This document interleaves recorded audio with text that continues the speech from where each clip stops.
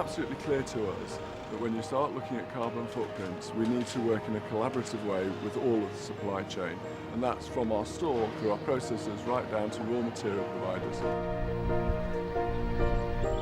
Arla Foods are working in collaboration with the dairy farmers and suppliers and Asda on various initiatives that reduce the environmental impact of dairy production here in the UK. I've been supplying Asda through Arla milk for the last 3 years. Because of Asda's history and heritage in the dairy industry, we've done a lot of work with our dairy supply chain.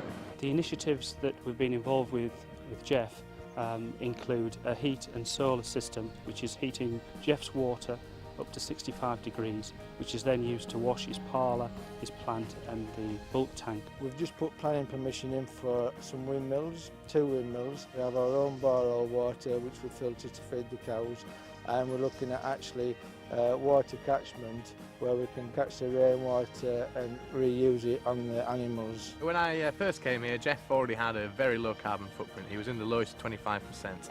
Since then, his real drive has been to get into the lowest 10% for carbon footprint. Instead of it being dictated to us, we can come up with ideas and formulate it with Arla and Asda and Kite and come up with the best proposals for improving our farm efficiency and carbon footprint. Geoff is looking to join up with other local farms and businesses in the installation of an anaerobic digestion plant using the farm's cow slurry. This will extract the methane from the slurry to produce electricity, producing all the farm's electricity and selling surpluses to the national grid. Geoff's currently using a lot of moist feeds on the farm which come with a lower carbon footprint than your standard feeds because the carbon footprint has already been borne in the primary use of the feed. The benefits to my business is it's reducing my electric bills, fertiliser bills. We're being more efficient, such as just small things like timers on heaters and making sure we're not leaving the tractor running all day and burning diesel, so it is a big saving. Arla's global environmental commitment is to reduce its greenhouse gas emissions by 25% in production, packaging and distribution by 2020. The biggest impact we can make is to work collaboratively with our farmers and with our retail customers, in particular Asda, to reduce the environmental impact right across the supply chain. This is a cardboard milk bottle which has been trialled in 3 of our East Anglian stores. Not only is it readily recyclable, it's made out of recycled components and has a carbon footprint of roughly half that of a conventional plastic milk bottle. Any liquid milk waste that we generate through rejections and leakers and the like, that goes to rendering and is turned into biofuels.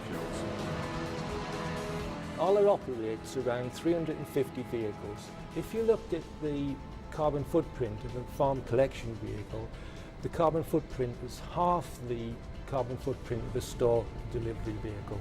So clearly, if we want to reduce the carbon footprint of distribution, we have to focus on store delivery. Now, the Arla distribution setup is ideally placed to do this because we locate all our dairies next to the urban population.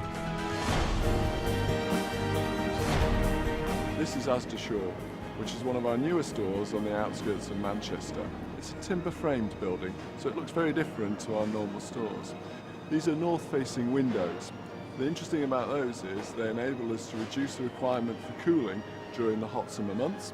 Secondly, it also incorporates a ventilation system which draws air from those windows through ventilation vents on the side of the building.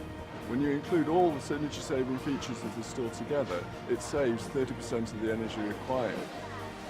Asda recognises it's critical that we help our customers respond to the challenges of climate change.